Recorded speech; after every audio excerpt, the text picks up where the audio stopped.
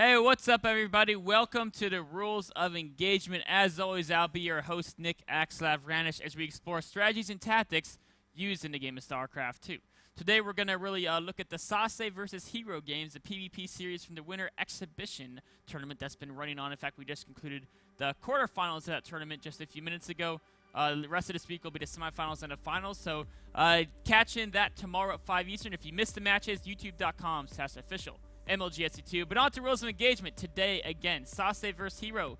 We're going to look at games number 1, 2, and 4 from that tournament. And then after we look at those 3 games, we're going to do a viewer Q&A. So submit any of your questions to me on Twitter at @ISAxslav, and I'll answer those at the end of the show. Jumping into Sase versus herO, game number 1. We're going to take a look at the different PvP scouting methods. And that's something to learn when you play the ladder games, how to scout your opponent in PvP, which is a very important thing to do because there's so many different tech routes you can open with. We're going to talk about how you can make a read on an opponent and try to figure out what they're doing later on the game. And then early PvP advantages and how to turn a small advantage into a win game.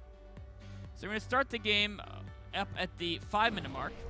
And we're going to see here that if you look at what Sase is doing, Sase is hiding a probe that is currently going to travel and try to sneak into his opponent's base. This is one great scouting method because you'll see a couple things. Either if your opponent's doing gateway pressure, right, then you can get into the base and see everything.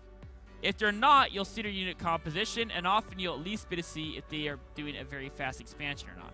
You can check for a proxy building here, or you might even want to build a pylon before you go out so you have a proxy pylon for later use.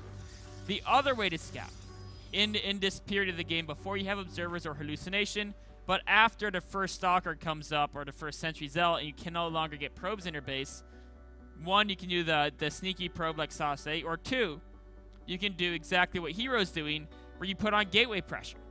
And at the very least, doing this, you can see what units they have on top of the ramp. You might be able to poke that mothership core into the base and see a couple buildings, and you may even get some damage done. Here we see Sase actually missed a force field. herO gets up, and now Sase has to pull these probes, and herO can do massive, massive damage. Now going forward, what does herO want to do? Not only is he going to kill a bunch of probes, so he'll get ahead, but he really needs to know what his opponent's doing. He knows there is some fishy tech going on because his opponent had so few units early on in the game. No mothership core, only 1 sentry, 1 stalker, 1 zealot. But what type of tech is being executed, right? He himself opened Stargate. So if his opponent went Stargate tech, he wants to go Phoenix. If his opponent went Dark Templar tech, he wants to go Oracles. And because he's got such an advantage from this early gateway pressure, especially if you're this far ahead, it's always worth it to sacrifice the unit to figure out exactly what your opponent's doing. So right here, yes, it's nice to pound on this pylon. herO knows he's not going to win the game with this push. You know, he didn't commit to it. He was taking air behind it. He doesn't have he didn't invest in a proxy pylon. His opponent's warp gates are finishing up, so he won't be able to win the game with this push. But we can see here on unit Sase, he's already got good damage done. Over here, very cost efficient in that regard as well. So what does he want to do? He wants to scout. So I would be more than willing to just send this red stalker or even the healthy stalker in to try to see what your opponent's doing. In fact, even if he just got far enough to see the 4th gateway right here, if you see a 4th gateway in PvP, if they tagged first, then they went to that 4th gateway, they did not get a Stargate or Robo, right? They're not gonna have 4 gateways that fast if they build a Stargate or Robo. But it wasn't super fast. It wasn't a 4-gate, so it was one of 2 things: 4-gate blink stalker or DT rush. Well, they went 4-gate blink stalker, they would have more stalkers out in the field. So as soon as he sees that 4th gateway, he knows for sure he's going up against DTs. And as soon as he knows DTs, right, this Phoenix right here would be an Oracle.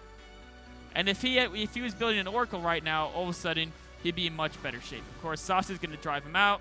At the same time, Sase is going to wait till this pylon completes and then warp in some Dark Templar to go and attack. And now herO sees a Dark Templar, and he's like, uh-oh. Or actually, I think he just saw the pylon, not the Dark Templar, because he started a Phoenix there until the DT's got in his base. Now he needs to wait for the gas to build the Oracle, and instead of an Oracle being almost out right now, it's just being started. And because of this, Sase, of course, is going to basically get in here and do a lot of damage. Even though herO's moving the probes well, he's not taking many losses, the mining time loss is being huge. And while Sase, yes, is still a little bit behind in food because of the early game, But Sase is getting better tech. He's getting Blink. He's about to start Nexus. And the damage still isn't done. I mean, he's still getting probes. There's still no mining. Just now, the first DT being spotted by that Oracle, using its Envision ability. Now he's going to go ahead and grab the second DT. And honestly, right now, Sase could warp into second. Sase could be warping in an extra DT right now. Wait another 30 to 40 game seconds until that Envision wears off. And then he could go in and get even more damage. So, just so much damage can be done here because herO didn't sacrifice the unit to get the read on what his opponent was doing. And of course, Sase ended up canceling that 4th gateway because he took probe losses. But just seeing that 4th gateway under construction would have told herO everything he needed to know. Not to mention, he could actually just walk into the back to base because Sase had nothing there and seen that Dark Shrine. So going forward, now we're in a situation where Sase has the advantage, right? They both have roughly even. herO has a slightly bigger army, but a lot of that's stuck in things like an Oracle and a Phoenix that aren't quite as useful in a battle. They have even food. Sase's up a couple workers, but the big news is Sase's expansion is a little bit faster, and he's got a much more useful tech in the Blink Stalkers versus the Phoenix as far as a straight-on confrontation goes. So, we're going to keep an eye on this part of the battle because what's very important to know, Sase has a small advantage, right? And this is true in the vast majority of matchups, but especially a mirror matchup.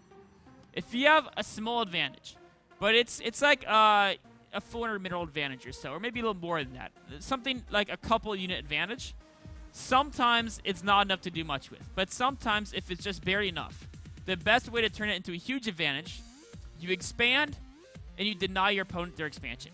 So you don't go crazy in probe production. If you look at the production tab, he's getting a few, but he actually stopped probes for a minute. Why? Because he wanted to actually make sure that he could keep his gateway production first, right?